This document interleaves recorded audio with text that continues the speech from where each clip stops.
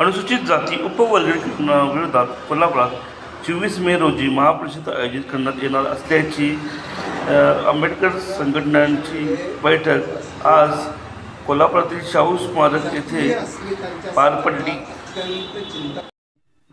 सध्या महाराष्ट्रामध्ये अनुसूचित जातीच्या उपवर्गीकरणाचा प्रश्न ऐरणीवर आलेला आहे.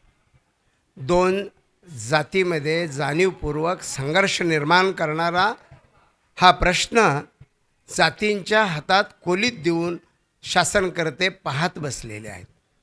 डॉक्टर बाबासाहेब आंबेडकर यांना अभिप्रेत असलेला अनुसूचित जातीचा परीघ भेदण्याचं काम, अनुसूचित जाती प्रवर्गामधील 59 जातींना एकत्रित करून त्यांची संघटित शक्ती ही इथल्या व्यवस्थेला हादरे देणार, हे ज्यावेळी निश्चित झालं त्यावेळी या जातींना फोडण्याचं एक नवं मनुवादी षडयंत्र पुढं आलेलं आहे.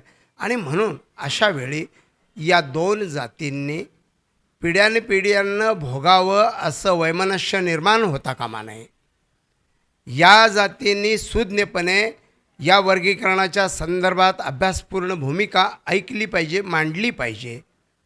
देशाच्या जनगणनेनुसार जातनिहाय जनगणना जी चालू आहे 2006ची, त्या जनगणनेमध्ये प्रत्येक जातीची आकडेवारी स्पष्टपणे पुढे येणार आहे.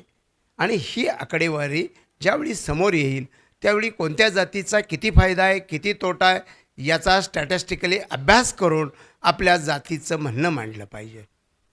स्वातंत्र्यानंतरच्या कालखंडामध्ये आरक्षणामुळं ज्या सुधारणा झाल्या, ज्यांनी लाभ घेतला ते निश्चितच महाराणी बौद्ध जादा आहेत.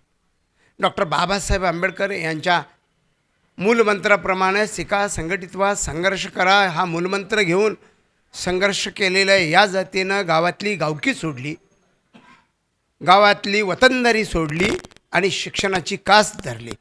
गावगाड्यातला जातीचा परीघ तोडला, शहराकडे धाव घेतली. म्हणून त्यांची प्रचंड मोठी प्रगती झालेली आहे.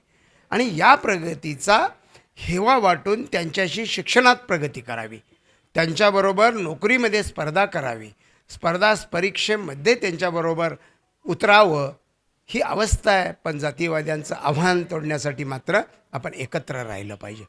उपवर्गीकरणाची मातंग समाजाची जी मागणी आग्रही आहे त्याचा विचार होणं आवश्यक आहे. पण कोणत्याही पद्धतीची तांत्रिक माहिती पुढं नसताना केवळ जातीय अहंभाव म्हणून मागणी करणं अतिशय गैर आणि पुढच्या पिढ्यांना बाधक अशा पद्धतीचं आहे. म्हणून लवकरच आम्ही महाराष्ट्रातल्या आणि देशातल्या अभ्यासू परिपूर्ण अशा पद्धतीची माहिती असलेले कायदेशीर कायदेपंडित, प्राध्यापक, डॉक्टर यांना एकत्रित बोलावून यासाठी एक महापरिषद मे महिन्याच्या 25 तारखेला कोल्हापूरच्या शाहू आरक्षण भूमीमध्ये आयोजित करत आहोत. मे महिन्यामध्ये यासाठी देशभरातल्या आरक्षण तज्ज्ञांचं मार्गदर्शन घेऊन दोन्ही जातीच्या प्रमुखांना, पुढाऱ्यांना बोलावून त्यांची मतं त्यावेळी सादर करायला आपण सांगणार आहोत. त्यामुळे एकांगी कोणता निर्णय न होता हा व्यापक निर्णय व्हावा, अभ्यासांती निर्णय व्हावा, जनगणनेतील आकडेवारींच्या सहाय्यानं हा निर्णय व्हावा. केवळ 2011 सालची जनगणनेतली आकडेवारी का 1961ची आकडेवारी, यापेक्षा आपण बसून ठरवूया की समाजाचा नेमका नफा कशात आहे. आणि समाजाचा जर घाईनं घेतलेला निर्णयामुळे तोटा होणार असेल तर आम्हीसुद्धा होणाऱ्या या पिढीमधील भेदभावाचं किंवा वादाचे कारण बनू शकू. पिढ्यानपिढ्या हा वाद जोपासला जाता कामा नये. शांततेनं, संयमानं, अभ्यासानं हा प्रश्न सोडवावा, याकरता या परिषदेचं आयोजन करण्यात आलेलं आहे.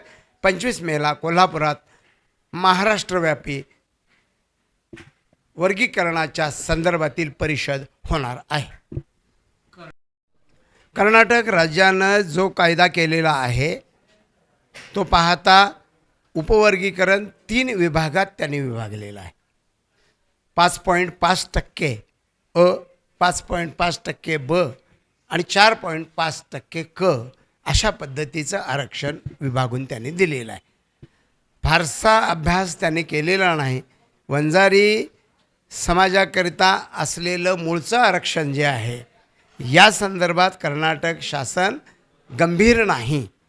केंद्र सरकार आरक्षणाविषयी अनसरेबल आहे.